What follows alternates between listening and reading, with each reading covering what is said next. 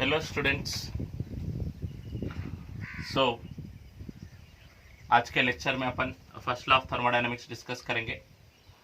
तो देखिए, first law of thermodynamics क्या बताता है। थर्मोडायनेमिक्स के अंदर अपन मैकेनिकल वर्क और हीट के बारे में डिस्कस करते। तो ये फर्स्ट लॉ ऑफ थर्मोडायनेमिक्स क्या बताता है, अगर थोड़ा सा सफिशिएंट अमाउंट ऑफ हीट किसी सिस्टम को अपन सप्लाई करेंगे तो उस सिस्टम का इंटरनल एनर्जी इंक्रीज होता है, साथ ही साथ system will do some external work. मतलब किसी सिस्टम को अपन हीट सप्लाई किए तो उसका इंटरनल एनर्जी इंक्रीज होता है, same the time gas expand हो सकता है। सो अगर सफिशिएंट अमाउंट ऑफ हीट दिए तो देखिए स्टेटमेंट देखो, डी क्यू इज इक्वल क्या है, D U plus D W.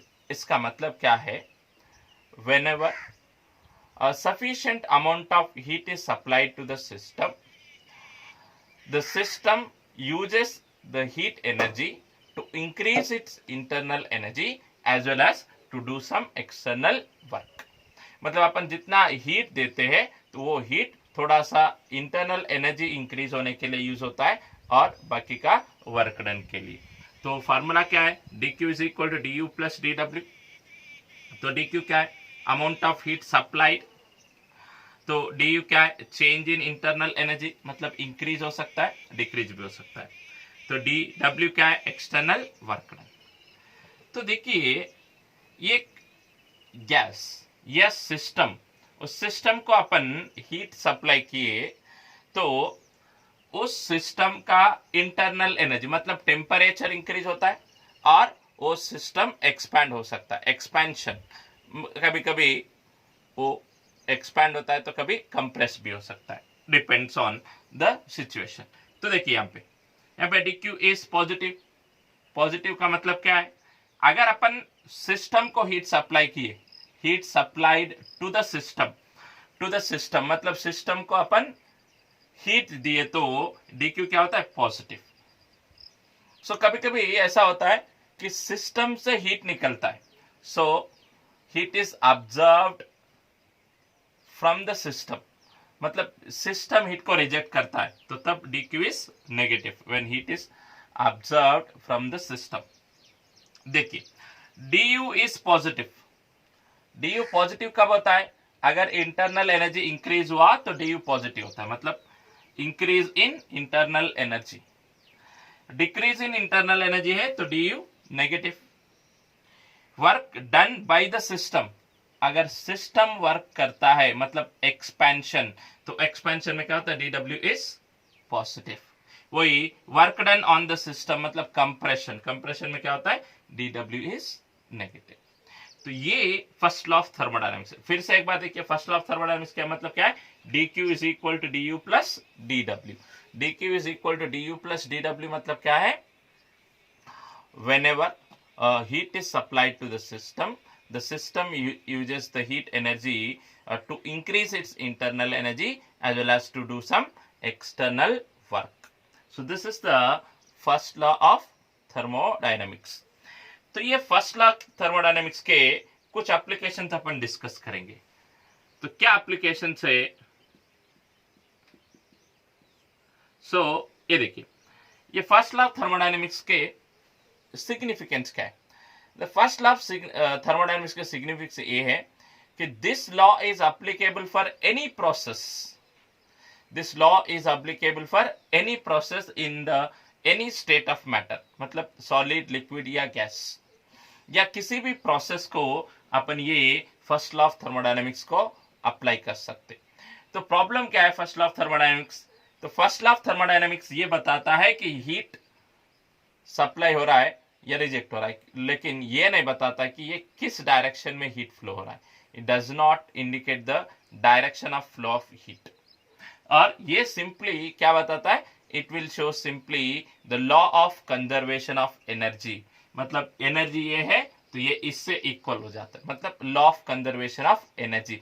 Energy will transmit from one form to another form. तो एप्लीकेशन में देखिए फर्स्ट प्रोसेस अपन देखते हैं कि मेल्टिंग प्रोसेस।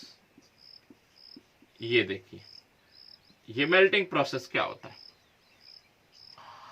मेल्टिंग प्रोसेस मतलब पता है, solid phase converted into liquid phase. जब सॉलिड फेस कन्वर्ट होता है इनटू लिक्विड फेस, कितना हीट लगता है? Required amount of heat is dq and it is equal to कितना होता है? ml। dq इज इक्वल कितना होता है? ml। मतलब इतना हीट सप्लाई करना पड़ता है। l क्या है? l is the latent heat of fission. l क्या होता है? l is the latent heat of fission. तो इतना हीट तो अपने को लगता है, लेकिन इस हीट से क्या होता है? Using this amount of heat the system changes its internal energy and do some external work। तो देखिए, from first law of thermodynamics, first law of thermodynamics से क्या लिखते हैं? dq is equal to du plus dw। ये क्या है? ये फर्स्ट लॉ ऑफ थर्मोडायनेमिक्स। ये क्या है? First law of thermodynamics. तो यहां पे देखिए, dq is equal to du plus dw, मतलब हीट सप्लाई किए तो इंटरनल एनर्जी इंक्रीज होता है और एक्सटर्नल वर्क डन होता है। तो ये वर्क डन किस प्रकार होता है, ये अपने को डिस्कस करना है मेल्टिंग प्रोसेस में। तो देखिए, कुछ प्रोसेसेस ऐसे होते हैं, मतलब कुछ सब्सटेंसेस ऐसे होते हैं कि there is no work done on melting. Melting के बाद वर्क डन कुछ भी नहीं, मतलब वो डज नॉट एक्सपैंड, मतलब वॉल्यूम चेंज नहीं होता है, क्योंकि यहाँ पे dw इज इक्वल क्या है? pdv है, लेकिन ये dv इज 0। मतलब मेल्टिंग के बाद इसका वॉल्यूम चेंज नहीं होता है। मेल्टिंग के बाद वॉल्यूम चेंज नहीं हो रहा है, तो dw इज 0। इसका मतलब क्या होगा? dq is equal to du। तो ये फर्स्ट प्रोसेस है। और दूसरा प्रोसेस ये है कि मेल्टिंग के बाद कुछ सब्सटेंसेस का वॉल्यूम इंक्रीज होता है, so they will expand on melting. Expand on melting मतलब dw क्या होता है? पॉजिटिव, क्योंकि एक्सपैंड ऑन मेल्टिंग मतलब मेल्टिंग पे dv पॉजिटिव। ये क्या हो रहा है? Expand on melting. मेल्टिंग के बाद उसका वॉल्यूम इंक्रीज होता है। सो तब देखिए, dq is equal to du plus dw, लेकिन dq मतलब ml is equal to du plus dw। तो du क्या होगा? ml minus dw। सो इतना इंटरनल एनर्जी इंक्रीज होता है। सो तीसरा कंडीशन देखिए, dw इज नेगेटिव। कुछ सब्सटेंसेस ऐसे होते हैं कि they will contract on melting. Melting के बाद वो क्या होते हैं? कॉन्ट्रैक्ट होते रहते हैं। क्यों? क्योंकि देखिए, वाटर अगर अपन देखते हैं तो मेल्टिंग के बाद कॉन्ट्रैक्ट होता है। कुछ सब्सटेंसेस ऐसे होते हैं कि जो कॉन्ट्रैक्ट ऑन मेल्टिंग, तो dw इज नेगेटिव होगा। सो सीधा सीधा क्या होता है? du is equal to ml plus dw होता है। मतलब इसका मतलब ये है कि अपन जितना हीट फेस ट्रांजिशन को लगता है, जितना एनर्जी फेस ट्रांजिशन को लगता है, उससे ज्यादा यहाँ पे इंटरनल एनर्जी इंक्रीज हो रहा है, यहाँ पे उससे कम इंक्रीज हो रहा है। So this is the application of first law of thermodynamics for melting process. तो यहाँ पे अपन इसी को बॉइलिंग प्रोसेस को भी अप्लाई कर सकते हैं।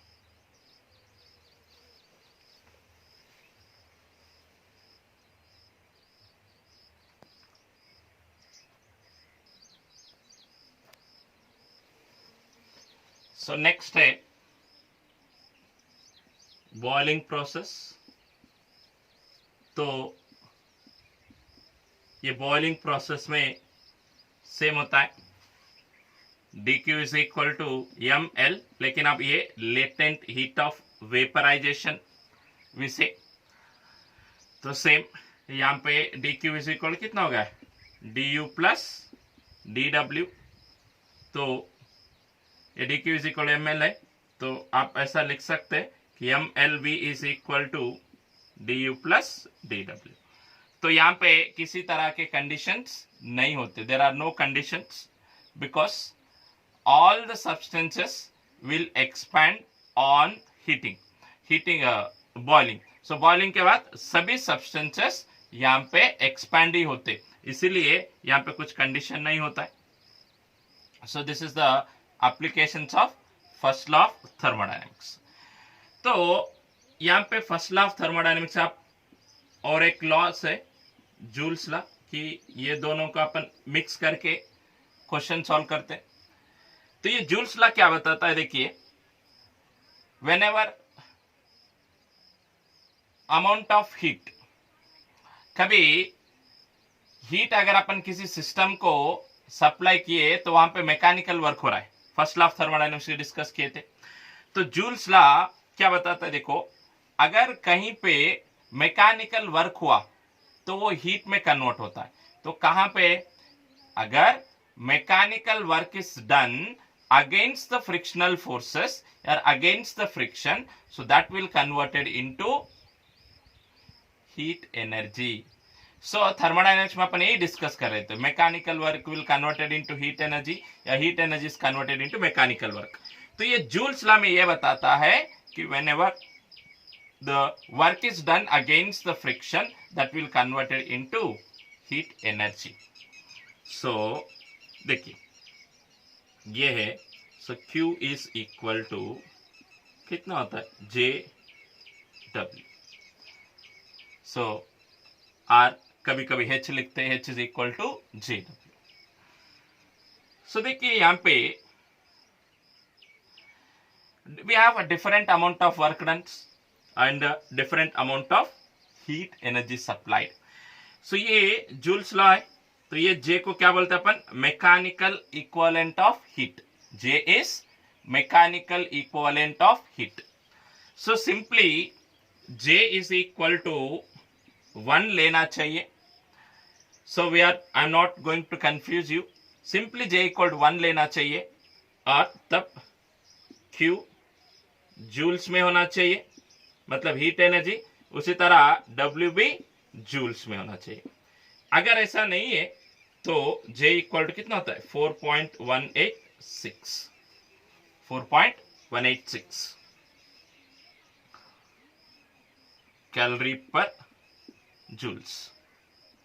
देखो तब ये Q कैलोरी में होता है और W जूल्स में होता है. ये देखिए, so whenever both are in the same units, so J is equal to 1. तो सिंपली मैं तो ये सजेस्ट करता हूं कि आप J इक्वल टू 1 लीजिए और ये यूनिट्स कन्वर्ट करना चाहिए. तो यहाँ पे कुछ फॉर्म ऑफ मैकेनिकल वर्क होते हैं और कुछ फॉर्म ऑफ हीट एनर्जी होते हैं. तो Q इज इक्वल टू क्या लेना चाहिए अपन, ml, कब, अगर फेज चेंज हुआ तो. और Q इज इक्वल क्या लेते हैं, ms dt, कब, अगर टेम्परेचर चेंज हुआ तो. सो W के तो बहुत फॉर्म्स है मैकेनिकल वर्क के, mgh of m v square mu mgs. ऐसे मैकेनिकल वर्क के बहुत सारे फार्मूले होते हैं. So depends on the type of work, so we can use the formula of W and we can use the formula of Q. अगर process में melting आता है तो ml, या टेम्परेचर चेंज हुआ तो क्या लेना, ms dt. So this is the first law of thermodynamics and Joule's law. Thank you.